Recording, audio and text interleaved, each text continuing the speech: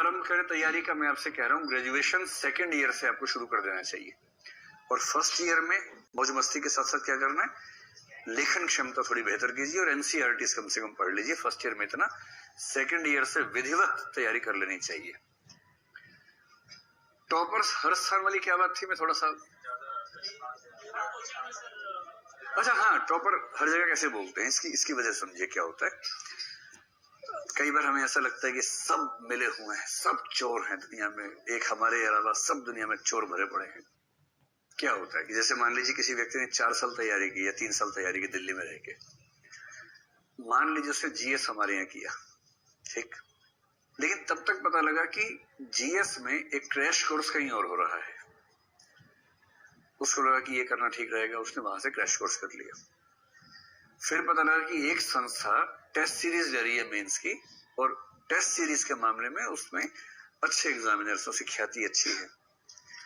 उसने वहां test series join कर ली, लेकिन उसको टेस्ट सीरीज देके लगा कि ये अभ्यास बहुत फायदेमंद है। उसने इस अभ्यास का फायदा उठाने के लिए टेस्ट सीरीज 3 जगह ज्वाइन कर ली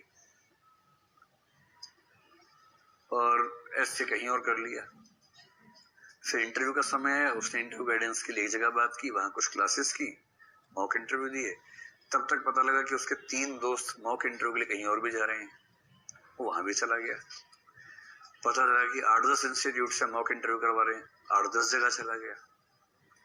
वो जहां भी गया उसने फॉर्म भरा, अपनी फोटो लगाई और उसमें नीचे लिखा हुआ है कि अगर हम इस फोटो और आपका नाम का यूज करेंगे तो ये कानूनी रूप से वैध होगा। उसने खुद उस कागज पे साइन भी किया हुआ है और फिर उसका सिलेक्शन हो गया। तो ये बात बहुत स्वाभाविक है कि दिल्ली में आजकल जिसका सिलेक्शन होता है वो अमूमन 2, 4, 5, 6 संस्थाओं से किसी न किसी मामले में किसी न किसी स्तर पे कनेक्टेड होता है।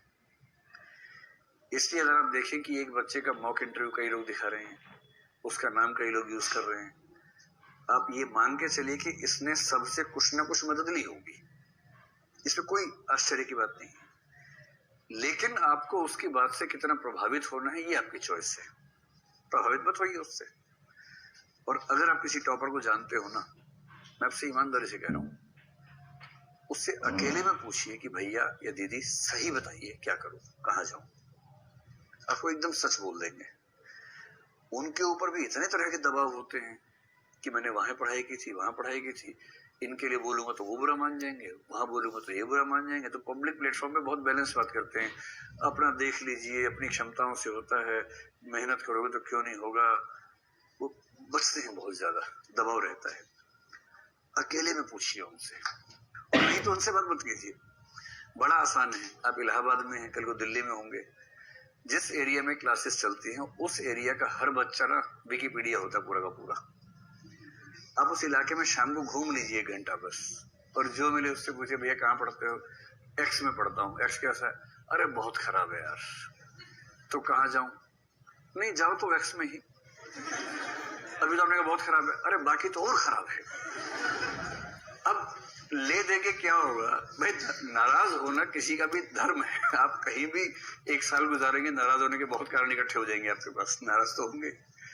असली सवाल है कि जो विकल्प उपलब्ध है उन विकल्पों में सबसे अच्छा विकल्प या सबसे कम बुरा विकल्प कौन सा है, और इसका सबसे अच्छी जानकारी कौन देगा, जो उस चीज को भुगत चुका है।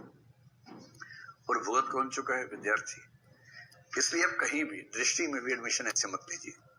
अपने आसपास जिन लोगों ने क्लासेस की हो, कहीं भी की हो, उनका परसेप्शन पूछ लीजिए 8-10 लोगों से, फिर तय कीजिए। और फिर मैं आपसे कह रहा हूँ कि ऐसा थोड़ा ना कि अपने आप नहीं हो सकता है।